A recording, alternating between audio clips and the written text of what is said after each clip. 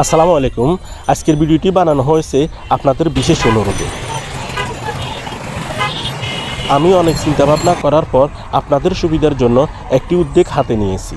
বিশেষ করে প্রবাসী ভাইরা আমাকে অনুরোধ করেছেন। এখানে সকাল থেকে শুরু হয় ব্যস্ততা, একদম রাজধানীর মতো। প্রায় প্রত্যেক জেলার লোক বসবাস করে ফেনী শহরে। এই শহরে নেই কোনো বন্যার ভয়, দরকার হয় না কোনো আবাসিক এলাকার। প্রত্যেক পাড়ায় মহল্লায় এতটাই পরিষ্কার থাকে যে কোনো জলাশয় অথবা দুর্গন্ধ নাই। এখানে আপনি হাসপাতাল, স্কুল, কলেজ, খেলার মাঠ, বিনোদন, শিশু পার্ক, মার্কেট, যোগাযোগ ব্যবস্থা, সড়ক পথ এবং রেলপথ, এমন কিছু বাকি নাই যে ফেনীতে না আছে। সব মিলিয়ে বোঝা যায় আগামী প্রজন্মে ফেনী হয়ে উঠবে আরও আধুনিক দৃষ্টিনন্দন এক শহর। এসব কিছু মাথায় রেখে বড় বড় প্রতিষ্ঠান, ডেভেলপার, রিয়েল এস্টেট ব্যবসায়ীরা বিশেষ বিশেষ স্থানগুলো দখল করে নিচ্ছে। এতে করে পিছিয়ে যাচ্ছে ক্ষুদ্র ক্ষুদ্র উদ্যোক্তারা। কারণ কারো কাছে জায়গা কিনলে বাড়ি কেনার টাকা নাই, অথবা জায়গা থাকলেও মন মতো ভবন করতে পারছেন না।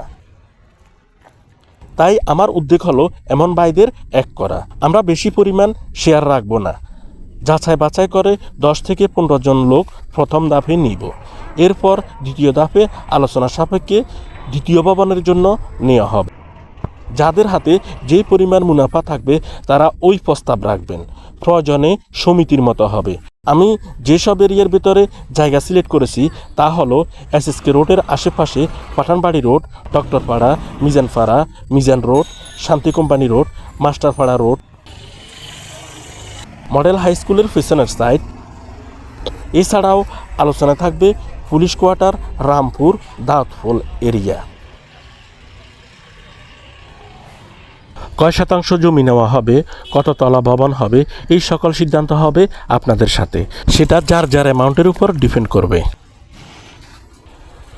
আপনাদের সাথে আলোচনা আর বিবেচনা করে সাইট বাছাই করে নেওয়া হবে, এবং কোন এলাকায় কেমন দাম তা আমার ভালোই জানা আছে। আপনাদের পরামর্শে কোন রোডে জায়গা নিলে ভালো হবে তা তখন সিদ্ধান্ত নেওয়া হবে।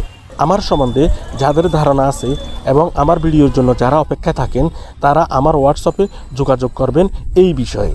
সবাইকে একটি হোয়াটসঅ্যাপ অথবা টেলিগ্রাম গ্রুপে জয়েন করা হবে। জুম অ্যাপের মাধ্যমে মিটিং ডাকা হবে। যে যার যার জায়গা থেকে মিটিংয়ে অংশগ্রহণ করতে পারবেন, সে যেই দেশেই থাকুক না কেন। বাকি পরামর্শ হবে আপনাদের সাথে। আজকের ভিডিও এই পর্যন্ত। ধন্যবাদ, ভালো থাকবেন, আল্লাহ হাফেজ।